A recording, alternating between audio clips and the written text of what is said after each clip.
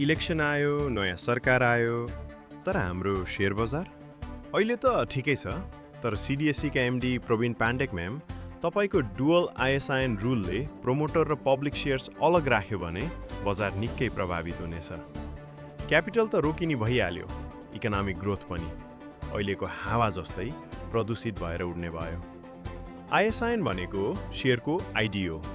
Normally एक आइएसआइएन बराबर एक सेयर हो, तर अबको नयाँ नियमले त नेपालमा छुट्याउँछौँ, रोक्छौँ, पेपरवर्क मात्र बढाउँछौँ भन्ने गन्ध आएको जस्तो भयो।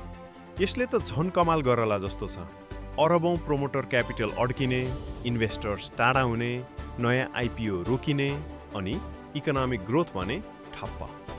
870 मिलियन सेयर्स, करिब 128 अर्ब प्रोमोटर क्यापिटल प्रभावित। Hydro power, media, manufacturing, energy सबै sector slow down.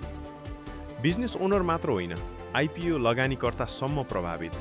Capital mobility रोकियो भने इकोनोमिक ग्रोथमा नै असर पर्छ। नयाँ सरकारबाट हामी ग्रोथ चाहन्छौँ, तर क्यापिटलै छैन भने यो रुल्सले पेपरवर्क मात्र बढाउला जस्तो छ, देशको डेभलपमेन्ट होइन। अन्टरप्रेन्योर्स र इन्भेस्टर्सको कन्फिडेन्स त सिधै ठप्प।